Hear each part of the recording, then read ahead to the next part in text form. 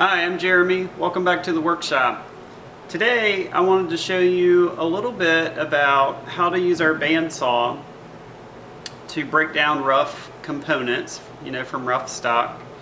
And specifically today I'll be breaking down parts for legs and an apron for a round table. And my real challenge here is that I have these large chunks of walnut, beautiful air-dried walnut, and I really want to be sure that I'm maximizing my material so that I get enough for both a leg out of this large stock, so I don't have to do any laminations, and that I'm left over with enough lumber to cut veneers that will then be used to form the round table. So what I have here is a big, I think it's about a 4x4, about a 4x4 chunk of walnut here. And if you look closely, you'll be able to see that I have a little bit of the pith running through this.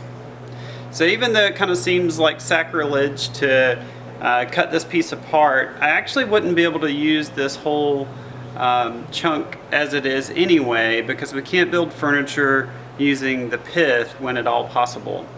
Now I might be able to get away with it this piece because this is about 50 years old and it's been air drying for at least that long sitting in a barn, but I don't want to run the risk of that kind of brittle and unstable section of this board affecting the quality of my work. So what I want to do is I want to end up again with that leg and one part of this as what would be the apron of my table.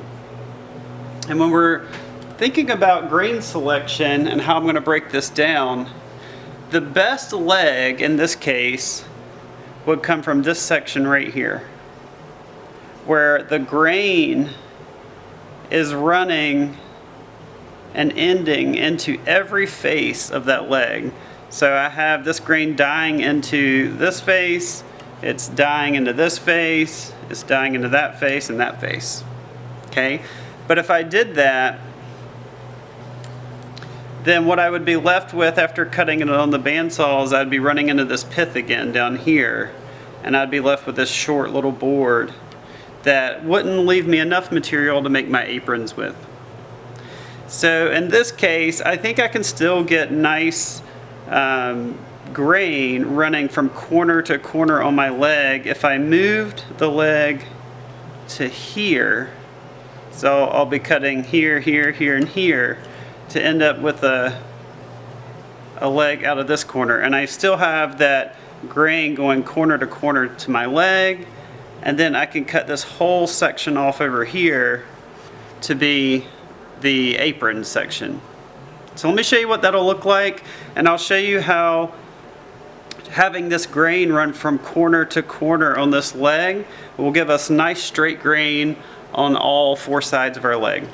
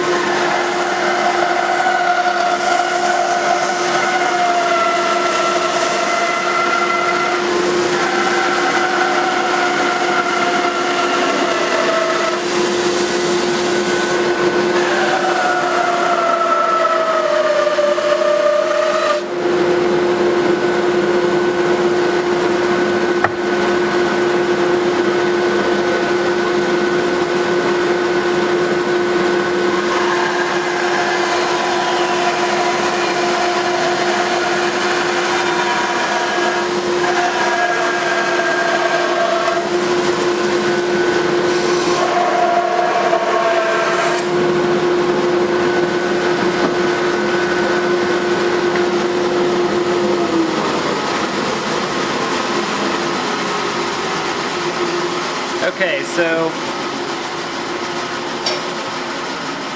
on my leg, you can now see I've got pretty straight grain here.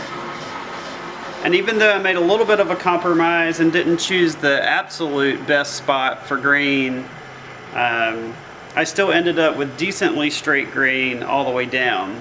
And if we look at the end grain here, you can see that my grain is going corner to corner, which gives me that straight grain on all the sides. And then additionally, I'm left with the grain on this piece also being pretty nice and straight. I have one little cathedral right here, but overall I have nice straight grain on this piece, which will be excellent for sawing those 1/8" veneers for doing my bent lamination on my curved table. So I hope you enjoyed this and maybe open your eyes up a little bit to how to get rough lumber and break it down to get the parts that you need, paying attention to the grain, and also getting maximum yield from your stock. So hope it was helpful. Thanks for joining me today, and happy woodworking.